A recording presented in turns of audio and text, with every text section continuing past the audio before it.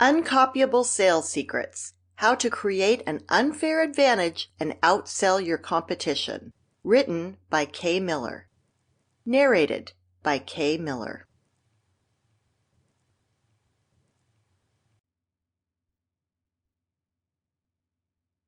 Full disclosure, my first sales call was a disaster.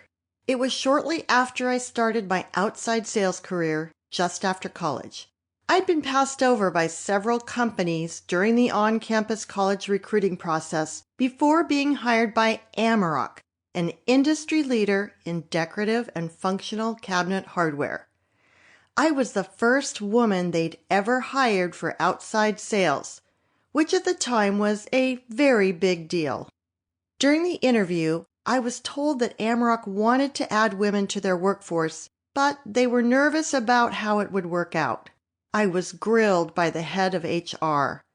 99% of your prospects and customers will be men. We need to be sure that won't intimidate you. I assured him it wouldn't. He wasn't convinced. You'll be calling on construction, hardware, and lumber businesses, he continued. How is that gonna work for you?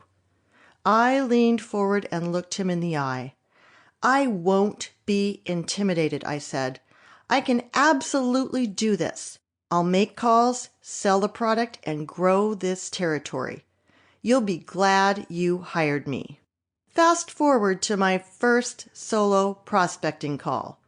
I'd gone through the sales training at company headquarters in Rockford, Illinois. I'd compiled a list of prospects. I'd strategized my approach.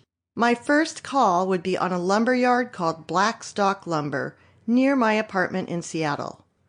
I figured most sales reps would call for an appointment, or they'd make a cold call and try to make a sale. My goal would be to stop by, meet the manager, and build rapport like I'd been taught. Only then would I ask to schedule a sales call. I'd driven by and studied the layout. There was a big parking lot next to the road. The lumber yard was on the right, the retail store and office on the left. I was nervous but excited. Here was my chance to live up to that "you'll be glad you hired me" promise. I loaded freshly printed business cards into the briefcase my parents gave me when I got the job. I wore a professional outfit right down to the bow tie I'd pinned to the neck of my button-down shirt. I slipped behind the wheel of my brand new company car.